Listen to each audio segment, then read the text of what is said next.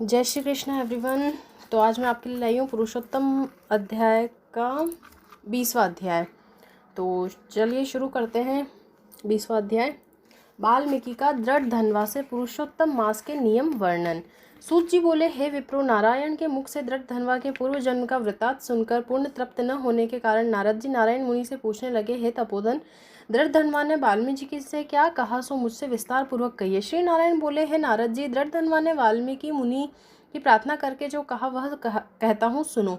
दृढ़ धनवा बोले, हे मुने, मुक्ति चाहने वाले लोग पुरुषोत्तम मास का सेवन कैसे करें, किसकी पूजा करें, किस प्रकार करें, किस वस्तु का दान करें और उसके करने की क्या विधि, यह लोक हितार्थ मुझसे कहो, क्योंकि लोक हितार्थ ही आप जैसे महात्मा पृथ्वी पर विचरते हैं। यह पुरुषोत्तम मास साक्षात पुरुषोत्तम भगवान है, अतः इस मास में व्रत दानादि करने से महान पुण्य होता है। यह मैंने आपके मुख से सुना है। मैं अपने पूर्व जन्म के सुदेव नामक ब्राह्मण के वृतांत को सुनकर और इस मास के फल स्वरूप मरा हुआ पुत्र उठकर खड़ा हो जाने की सुनकर, हे ब्राह्मण, पुत्र शोक में अज्ञानवश निरंतर निराहार रहने से मेरा वह पुरुषोत्तम मास बीत गया और उसका यह फल हुआ कि मरा हुआ पुत्र जीवित हो गया। फिर मैंने हरि के मुख से सुना हुआ और अनुभव किया हुआ पुरुषोत्तम मास का पूजन किया। हे तपोधन, इस जन्म में वह सब पूजा विधान भूल गया हूँ, अतः मुझे फिर से सुनाइए। वाल्मीकि मुनि बोले, ब्रह्म मुहूर्त में उठकर परम ब्रह्मा परमात्मा का चिंतन करें, फिर एक बड़ा जल का पात्र लेकर नैत्य दिशा को गांव से दूर जावें। दिन में और सांझ समय कान पर यज्ञोपवीत लपेट कर उत्तर की ओर मुख करके पृथ्वी को घास से ढककर सिर पर वस्त्र लपेटकर मुख को बंद करके न थूके, न इस प्रकार मलमूत्र का त्याग करें, और यदि रात्रि का समय हो तो दक्षिण की ओर मुख कर कर करें। फिर उठकर दुर्गंधि दूर करने वाला शुद्धि के लिए लिंग पर 1 बार, गुदा से 5 बार, बाएं हाथ में 3 बार और दोनों हाथों से 10 बार तथा दोनों पांवों में 14 बार मिट्टी लगावें। यह गृहस्थी वाले को शौच की विधि है। इस प्रकार शौच करके मृतिका और जल के हाथ पांव धोकर शुद्ध करें। तीर्थ स्थल में हाथ पैरों की शुद्धि न करें। तीर्थ से पात्र ले जल लेकर 1 हाथ भर का अंतर छोड़कर शुद्धि करें। पीछे तीर्थ में शुद्धि करें, अन्यथा अशुद्ध ही रहता है। इस प्रकार पुरुषोत्तम का व्रत करने वाला शौच कर्म करे। पश्चात गृहस्थ 16 तथा 12 कुल्ला और पेशाब करने पर 8 व 4 कुल्ला करें। हे वनस्पते, आप हमें आयु, बल, यश, तेज, संतान, पशु, धन, ब्रह्म ज्ञान और बुद्धि प्रदान करें। बिना छिद्र की 12 अंगुल की ओंगा या बबूल की कनिष्ठ अंगुली के समान मोटी बिना गांठ की दातुन करें। रविवार को दातुन करना मना है, अतः 12 कुल्लाओं से मुख शुद्धि कर आचमन करें। प्रातःकाल भली भांति स्नान करें। पश्चात तीर्थ देवताओं को तर्पण द्वारा जल दे। समुद्र में गिरने वाली नदी का स्नान अधिक श्रेष्ठ कहा है। बावड़ी, कुआं, तालाब में स्नान करना पंडितों ने मध्यम कहा है और गृहस्थ को घर में स्नान करना सामान्य कहा है।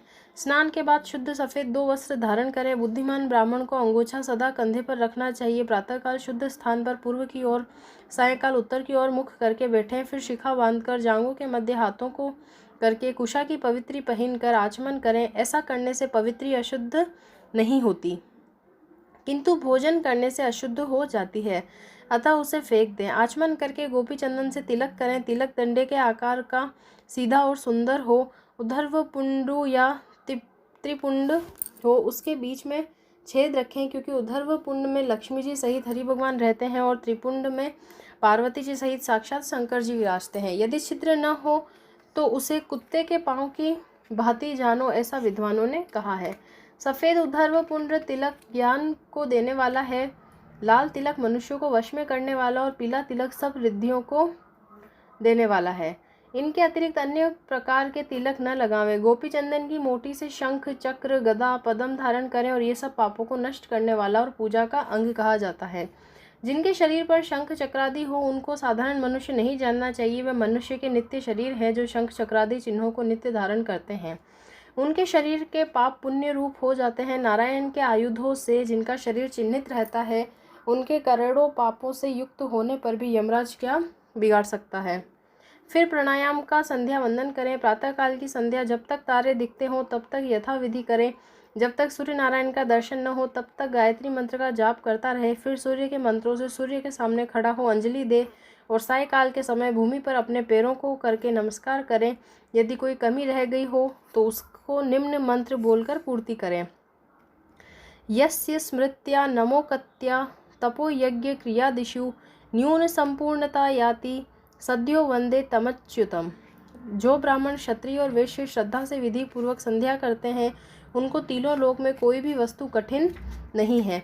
यह दिन के प्रातः काल के कर्म है। इस प्रकार नित्य कर्म करके हरि पूजा आरंभ करें। फिर व्रती पुरुष शुद्ध तथा मौन होकर गोल व चकोर शुद्ध गाय के गोबर से लिपी हुई भूमि पर व्रत की सिद्धि के लिए चावलों से 8 दल वाला कमल बनावे। फिर स्वर्ण, चांदी, तांबे या मिट्टी का नवीन छिद्र रहित शुद्ध कलश उस मंडल के ऊपर स्थापित करे। फिर उस कलश से शुद्ध तीर्थों का लाया हुआ कल्याणकारी जल भरकर ऐसा कहे, कलश के मुख में विष्णु है, कंठ में भगवान रुद्र हैं, मूल में ब्रह्मा जी विराजमान है, मध्य में मातृगण स्थित हैं, कोख में समस्त समुद्रों और 7 द्वीपों वाली पृथ्वी है। ऋग्वेद, यजुर्वेद, सामवेद और अथर्ववेद, यह चारों वेद अपने अंगों सहित कलश में स्थित हो। इस प्रकार कलश स्थापन करके उसमें सब तीर्थों का आह्वान करें। गंगा, गोदावरी, कावेरी, सरस्वती मेरी शांति के लिए और पापों को नाश करने के लिए आवे। फिर कलश का मंत्रों से गंध, अक्षत, नैवेद्य और ऋतु में खिलने वाले ताजे पुष्पों से पूजन करें। कलश के ऊपर पीले वस्त्र से लपेटा हुआ तांबे का पात्र रख दें। उस पात्र के ऊपर राधा कृष्ण की मूर्ति स्थापित करें। अनंतर भक्ति पूर्वक विधि विधान से पूजा करें। पुरुषोत्तम मास के देवता पुरुषोत्तम ही हैं, अतः उनकी पूजा पुरुषोत्तम मास के आने पर ही करें। जिसकी सेवा से संसार सागर में डूबता हुआ जीव तर जाता है, यह ध्रुव सत्य है। उसे संसार में कौन मनुष्य नहीं सेवेगा। गांव, द्रव्य, पुत्र, ग्रह और शुभ अशुभ कर्म सभी बार बार मिलते हैं, परंतु यह मनुष्य शरीर बार बार नहीं मिलता। तो इसी के साथ 20वां अध्याय समाप्त होता है। फ्रेंड्स, आपने मेरा चैनल अगर अभी तक सब्सक्राइब नहीं किया हो तो सब्सक्राइब कर लें और लाइक बटन प्रेस करें। Thank you. जय श्री कृष्णा।